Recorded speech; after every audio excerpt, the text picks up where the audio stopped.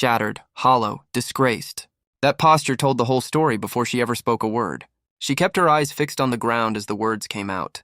Her fingers trembled, pulling torn cloth across skin that carried too many old wounds. The river drifted past, indifferent, like it had witnessed suffering before and learned not to react. Caleb Rains stood a dozen paces back, hat pressed between both hands, saying nothing at all. A man with that many years behind him understood you don't crowd a woman who's been cornered too many times. Still, the weight in his gaze made the silence feel thick. She stiffened when he shifted his weight forward, not because the movement was threatening, but because her body had learned to brace before the blow came. That kind of reflex doesn't grow from encounters with strangers. It grows from years spent beside people who were supposed to protect you. People who convinced themselves that love and ownership were the same thing. The afternoon sun hammered the stones along the creek bed, but she looked cold despite it.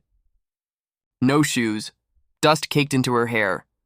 The back of her dress was torn clean through, like she'd been grabbed from behind and ran anyway, harder than anyone expected her to. Caleb kept his voice low and even, the way a man speaks around something wild and wounded. He told her she could take his coat. He didn't offer it with an outstretched hand. He placed it carefully on the nearest flat rock, then retreated 2 full steps. She hesitated, watching him the way prey watches something it hasn't figured out yet. Then she snatched it quickly, clutching it like it might evaporate, like generosity was something the world only handed out briefly before snatching it back and presenting the bill. Standing closer now, he could make out what the distance had hidden. Those marks didn't come from thorns or stumbles on rough ground. They came from hands that had made a habit of it. Older bruises layered beneath newer ones. Not the first time. Not by a long stretch. What do they call you? He asked. She swallowed once. Margaret Calloway. That name landed heavy in the open air. Caleb recognized it immediately. Everyone in 3 counties did. Widow, he figured. Couldn't be more than 4 months since the burial. Somebody hunting you? She took a long moment before answering. Her eyes climbed up to meet his briefly, then held. Not the look of a woman lost or unraveling. The look of a woman who had simply exhausted every other option. My husband's in the ground, she said quietly. His people say I still answer to them. She'd been sent to fetch water from the creek at dawn. That errand was the only gap in the fence they'd built around her. Caleb didn't ask for names. He already had a picture forming. Behind them, far back on the ridge, 2 shapes moved through the shimmer of midday heat. Riders. Unhurried, deliberate.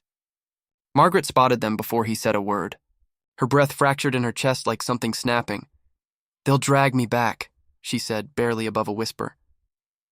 Caleb studied the riders. Then he looked at her. Then he made the kind of decision that doesn't leave a man once he's made it. He stepped closer. And for the first time, she didn't retreat. But the question that never stopped gnawing at him, long after that summer faded into memory, was a simple one. Had he pulled a drowning woman from the water, or had he stepped off solid ground and into a current that would pull them both under? Caleb didn't waste another second deliberating. He helped Margaret up onto the horse, unhurried, careful, watching for the way her face tightened with pain she was determined not to show. He noticed anyway. They avoided the main trail entirely. Too exposed, too easy for men on horseback to close the distance. Caleb slowed their pace only to listen. Out in country like this, danger moved quietly when it wanted to. Sometimes it followed with patience and let you feel safe before it closed in. He cut along the rocky creek edge, where hoofprints broke apart and the sound of water covered what remained. Margaret kept a rigid grip on the saddle horn, braced like she half expected to be yanked off at any moment. After a stretch of quiet, she spoke again. They won't stop coming. One slow nod. Men who believed they owned something never did. He didn't say more than that, but it was enough. He didn't question her. He didn't ask her to prove anything. That alone nearly undid something deep inside her. A person can endure tremendous punishment, but being believed, truly believed after years of being dismissed, that has a way of breaking through the walls that pain couldn't touch. They rode close to an hour before the pines thinned out into a small, open clearing. A lone cabin sat at the far edge, the wood gray with age, a thin thread of smoke curling from the chimney. Ruth Hadley's place. If there was anyone in that valley unmoved by rumor or reputation, it was her. Ruth had the door open before they reached the porch. She took in Margaret in one glance. Then Caleb, then she stood aside. Get her inside. No interrogation. Not yet. The cabin smelled of wood smoke and boiled herbs. Ruth draped a wool blanket around Margaret's shoulders and guided her gently onto a chair near the hearth. That was when the real shaking began. Not the visible surface trembling of a frightened animal, but the deep, rolling kind that arrives only when the body finally accepts that the worst might be over. Not terror exactly. More like her bones were slowly releasing a grip they had held for years. Caleb kept near the door, leaving the women room to breathe. Ruth moved without speaking, taking stock of the damage with careful hands, checking arms and shoulders and back.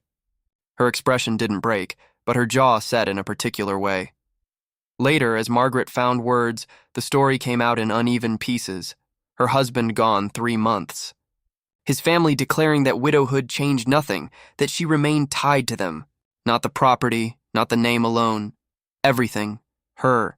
She described it without drama, the way someone describes weather they've walked through so many times it stopped feeling extraordinary. Caleb studied the floor planks while she talked. He'd seen a great deal across his years. Some of it still didn't sit. Ruth listened without flinching, though something in her face hardened by degrees. Then she nodded, the small nod of a woman who has heard the shape of this story before, wearing different names. Then came the piece that made everything else make sense. Land. Her husband had held a claim registered under his name. If Margaret walked away, that acreage might slip from Calloway hands permanently. So they had kept her, worn her down with patience and force, made her small enough not to fight, outside, hooves on hard ground. One horse, then a second. Caleb didn't need to look out the window. The knock that followed wasn't a request. It was an announcement. Margaret went rigid. Ruth stood motionless. Caleb moved to the door. What stood on the other side hadn't come to negotiate. Caleb pulled the door open halfway.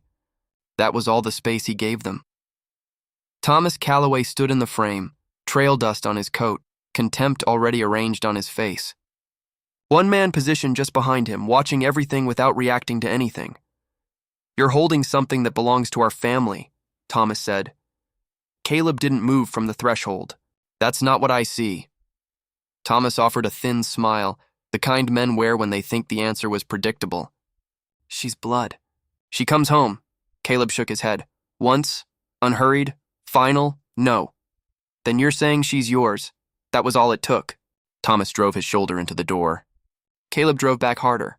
Wood met frame with a crack that rattled the hinges. Then there were no more words. Thomas threw the first punch. Reckless with anger, Caleb absorbed it on the upper arm, stepped into the space it created, and used his weight like a battering ram. Not technique. Not temper. Just leverage and certainty. The second man came around from the side. Caleb pivoted, caught him off balance, and put him hard into the fence post along the side of the cabin. Dust rose. Boots churned the earth. The fence post groaned. Thomas recovered and came back in, eyes ugly now. Margaret heard every impact through the wall. But this time she didn't cover her ears and make herself small. Because for once she wasn't the one absorbing it. Thomas got back to his feet slowly, breathing through his teeth. He dragged a hand across his mouth. "This isn't finished," he said. Caleb said nothing at all. He didn't need to. Thomas took his man and mounted up. They left slower than they'd arrived. Not beaten exactly. Just recalculating.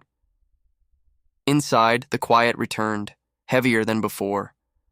Margaret looked at Caleb with an expression he couldn't easily categorize. Not gratitude exactly. More like bewilderment. Not at the fight itself. She'd seen violence. What she couldn't place was the boundary he had drawn. No one had drawn one on her behalf before. Not neighbors who heard and went back to their meals. Not the people who knew enough to piece it together and chose not to. That evening, Caleb sat outside with Ruth while the valley darkened. "The Calloways aren't finished," Ruth said. "No," he agreed. He stared at the road for a long time. Something about the whole thing was still pulling at him. Not just the cruelty, but the desperation underneath it. The grip was too tight. Too much energy spent on keeping one woman in place. Ruth said something quiet.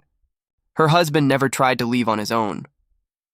That sentence hung in the air longer than it should have. Next morning, Caleb rode out alone. Not looking for confrontation. Looking for answers. By midday he had them. He sat on his horse for a long while out in the open, letting the dust settle and the truth arrange itself properly. Daniel Calloway hadn't simply died. He had tried to take Margaret and walk away from that family entirely. In a valley built on land and reputation, certain men considered that a debt that didn't expire. By the time Caleb turned his horse back toward town, his mind was clear. This was going to come into the open whether he helped it along or not. Now stay with me here, because this next part is the part that matters most. Pour yourself something warm. Settle in, and tell me something before we go further. Where are you right now, and what time is it on your end? Drop it in the comments. I read more of them than most people expect. He didn't close his eyes much that night. Sat in the dark, turning the thing over and over. Some trouble you go hunting for. Some trouble has already been following you for miles without you knowing it. By morning, Caleb was done holding it quietly. It was trade day in town. The kind of day that pulled farmers and ranchers and merchants in from every corner of the valley. Wagons in the streets, voices overlapping, handshakes and gossip exchanged in equal measure. The kind of day where nothing you do goes unwitnessed. That was exactly why Caleb chose it. He rode in with Margaret alongside him, not trailing behind, beside. That alone was enough to pull eyes before they reached the center of town. A young widow riding level with a man like Caleb Rains. Whispers started before either of them spoke a word. Ruth walked just behind, steady as a fence post. Near the community well, where the crowd was thickest, Caleb stopped his horse. He didn't shout. He didn't posture. His voice carried the way a floorboard carries weight evenly, and you feel it before you hear it. She's not going back. That was the first crack in the ice. Heads turned. Conversations died mid-sentence. Eleanor Calloway stepped forward through the gathered crowd, her expression pressed tight, eyes carrying the particular sharpness of a woman who has controlled rooms for decades. "That woman belongs with her kin," she announced. Caleb kept his tone level. "She's not property." That landed harder than volume ever would have. Several men along the edges of the crowd shifted their feet. A few looked at the ground. Some looked away entirely. Not because they didn't know, they knew. Most of them had known something was wrong for a long time. Not every detail, but enough. Enough to avoid being the one who asked the wrong question at the wrong moment. Margaret stood still. Hands at her sides, chin neither raised nor lowered. Then Caleb said the thing no one else in that valley had been willing to say out loud. Her husband tried to leave that house. The silence afterward was immediate and complete. Eleanor's composure cracked for just a fraction of a second. Just enough. Thomas pushed through the bodies surrounding them, face red, control already slipping. "You don't have the right," he snapped. Caleb stepped down from his horse. "You just assumed nobody would ever say it." For a moment, nothing moved. Not a horse, not a child, not a single voice. Then Thomas swung, wild, off balance, fueled by panic dressed up as anger. Caleb took the blow, rolled with it, then came forward with his shoulder and drove Thomas backward into the horse trough. The wood split along the side seam, water pouring across the dirt, the crowd scattering and then reforming in a wider circle. Thomas clawed back up and came again. Caleb stayed measured, steady, landing hits with economy. Nothing wasted. No anger in it. Just a line being enforced, and every person watching understood exactly what that line was. Thomas went down a second time and took longer to move.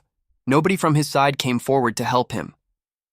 Ruth stepped into the open space then, and her voice carried the way truth tends to carry when it's finally allowed to speak without walls around it. "I have examined that woman myself," she said. "I know what kind of hands leave those kinds of marks." Silence. Not Eleanor. Not the men who usually deferred to Calloway money. Not even the deputy who had found reasons to move slowly before when that family was involved. For the first time, the truth was not contained in a back room or whispered at kitchen tables. It was standing in the street in full afternoon light, and no one present could honestly claim they hadn't seen it. Caleb let his eyes move across the crowd slowly. Now each of you gets to decide what this valley is going to be, because after today, nobody here can say they didn't know. That was the part that followed people home that night, not the altercation. Not Eleanor's voice turning from authoritative to desperate as the deputy finally stirred himself to act. Not Thomas lying in the mud trying to remember how to breathe steadily. Just that. Question. And what Margaret chose next was the only answer that would determine how this story truly ended. Margaret didn't ride out of town that afternoon. Not because she lacked somewhere to go, because for the first time she could remember, the decision belonged to her and no one else. That evening, she sat outside Ruth's cabin watching the final colors drain from the sky over the ridge. No yelling coming through a wall. No footsteps to track by sound. No one arriving to tell her what her life was going to look like.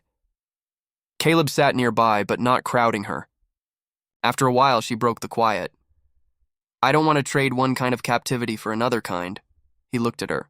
"Then don't. Simple." No performance in it. He laid out what he could offer plainly. If she stayed, there was real work. Accounts, supplies, the operation of a working ranch. The kind of life built on her own hands, not on someone else's permission. If she needed to go somewhere else and build something entirely different, he'd have a horse saddled and enough provisions to give her a genuine start.